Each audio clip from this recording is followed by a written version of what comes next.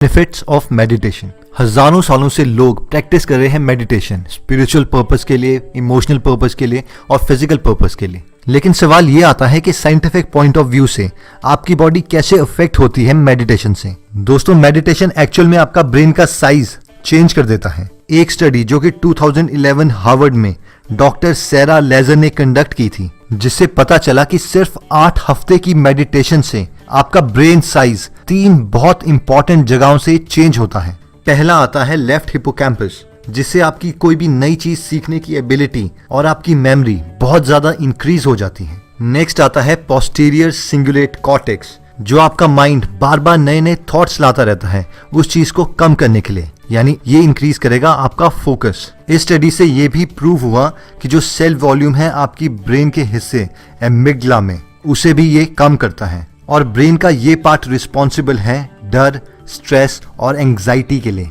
Meditation का दूसरा benefit आता है कि ये आपको आपकी बुरी आदतों को कंट्रोल करने में मदद करता है। एक स्टडी जो 2015 में की गई थी, उससे हमें पता चला कि मेडिटेशन ब्रेन का एक पार्ट है जिसे हम कहते हैं डोर्सोलेटरल प्रीफ्रंटल कॉर्टेक्स, उसे ग्रो करता है और ये पार्ट डायरेक्टली रिलेटेड है हमारे विल पावर से।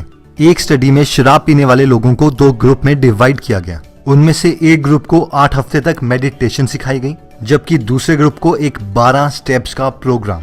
जब 1 साल के बाद दोबारा से देखा गया कि इन दोनों ग्रुप में से कौन से ग्रुप वालों ने दोबारा से शराब पीना स्टार्ट कर दिया है, तो पता चला कि ग्रुप बी में से 20% लोगों ने दोबारा से शराब पीना स्टार्ट कर दिया है, जबकि मेडिटेशन वाले ग्रुप में सिर्फ 8% लोगों ने दोबारा शराब पी। नेक्स्ट बेनिफिट जो हेल्थ का है वो ये है कि ये हमारी हेल्थ के लिए बहुत ज्यादा अच्छा है। एक स्टडी में पता चला कि मेडिटेशन हमारे ब्लड का CRP लेवल कम कर देता है, सी रिएक्टिव प्रोटीन, जो कि डायरेक्टली बेनिफिशियल है हमारे हार्ट के लिए, और हार्ट डिजीज की प्रॉब्लम इन लोगों को बहुत कम होती है। इसी स्टडी से ये भी पता चला कि मेडिटेशन से पेशेंट्स का ब्लड प्रेशर कम किया जा सकता है। और एक बहुत ही इंपॉर्टेंट स्टडी जो कि 2010 में की गई थी, Nobel prize winner by Elizabeth Blackburn, जिन्होंने प्रूव किया कि मेडिटेशन आपकी बॉडी को जेनेटिक लेवल में भी चेंज करता है। इन्होंने प्रूव किया कि हमारे क्रोमोसोम्स में एक प्रोटेक्टिव प्रोटीन कॉम्प्लेक्सेस होते हैं जिसका नाम है टेलोमियर्स।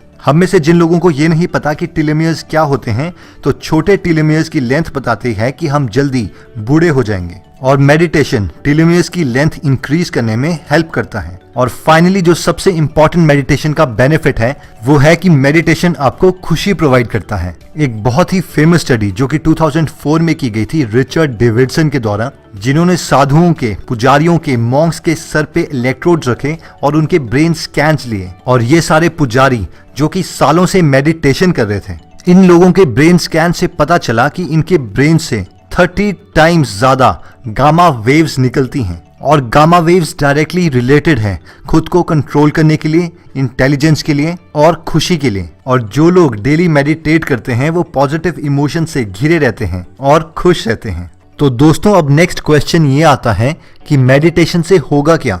मेडिटेशन का जो सबसे पॉजिटिव इम्पैक्ट है वो ये है कि आप अपने माइंड को कंट्रोल कर सकते हैं। जैसे आप रेडियो को ट्यून कर सकते हैं, उसे ऑन कर सकते हैं, ऑफ कर सकते हैं, वैसे ही आप अपने माइंड में चल रहे थॉट्स को ऑन कर सकते हैं, ऑफ कर सकते हैं, और जो आप चाहें एग्जैक्टली वही सोच सकते हैं। यानी आप अपने माइंड को कंट्रोल कर रहे हैं डिस्पाइट कि आपका माइंड आपको कंट्रोल कर रहा है। और अगर आप ध्यान से सोचें तो ये किसी पावर से कम नहीं है। आप अपनी स्ट्रेस को, एंग्जाइटी को, फोकस को, कंसंट्रेशन को, सब पर कंट्रोल पा सकते हैं। अगर आप कभी भी अपने माइंड की वॉइसेस को सुने तो आपका माइंड हमेशा किसी ना किसी को जज कर रहा होता है, आपको किसी के साथ कंपेयर कर रहा होता है, कंप्लेन कर रहा होता है, किसी को पसंद कर रहा होता है, या फिर किसी से नफरत कर रहा होता है। और ये थॉट्स हमेशा आपके दिमाग में चलते रहते हैं और आपका उन थॉट्स पर कोई कंट्रोल नहीं रहता। यानी बेसिकली मेडिटेशन आपको एक ऑफ बटन, ऑन बटन और एक फाइन ट्यूनिंग बटन देता है उन थॉट्स को कंट्रोल करने के लिए। अब नेक्स्ट सबसे इंपॉर्टेंट सवाल आता है कि मेडिटेशन के दौरान हमें करना क्या है।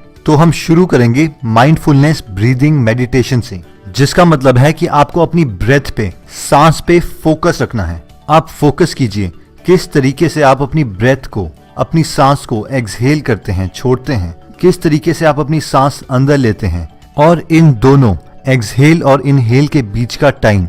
और आपको यही चीज बार बार करते रहनी है। अपना फोकस, अपना ध्यान, अपनी कॉन्सेंट्रेशन सिर्फ अपनी ब्रेथ के ऊपर किस तरीके से आप एक्सहेल कर रहे हैं उस हवा को फील कीजिए और किस तरीके से आप इनहेल कर रहे हैं। अब होगा ये कि स्टार्टिंग में आपके थॉट्स इधर उधर जाते रहेंगे, कभी आपको किसी और का ख्याल आ जाएगा, कभी अपनी लाइफ की प्रॉब्लम्स, और इसी चीज पे कंट्रोल करने के लिए हम मेडिटेशन कर रहे हैं। ये एक बैडमिंटन की गेम की तरह होगा। आप दोबारा से फोकस करने की कोशिश करेंगे अपनी ब्रेथ के ऊपर, दोबारा से आपके थॉट्स कहीं और जाएंगे और ये प्रोसेस चलता रहेगा और धीरे धीरे आपका फोकस का टाइम इंक्रीज होता रहेगा और आप अपने माइंड को कंट्रोल कर सकेंगे, ना कि आपका माइंड आपको कंट्रोल करेगा, क्योंकि हमारा माइंड हमारा एक टूल है और इसे हमको कंट्रोल करना है। और अगर आप ध्यान से सोचें तो आपका फोकस, आपकी कंसंट्रेशन, आपका स्ट्रेस लेवल, आपका डिप्रेशन सब इन थॉट्स पे ही बेस्ड है। अगर आप अपने थॉट्स को कंट्रोल कर सकते हैं, जो आप चाहें आप वो सोच सकते हैं, इससे आप अपना फोकस लेवल इंक्रीज कर सकते हैं और अपना डिप्रेशन और स्ट्रेस डिक्रीज कर सकते हैं। इससे आपकी हेल्थ और मेमोरी दोनों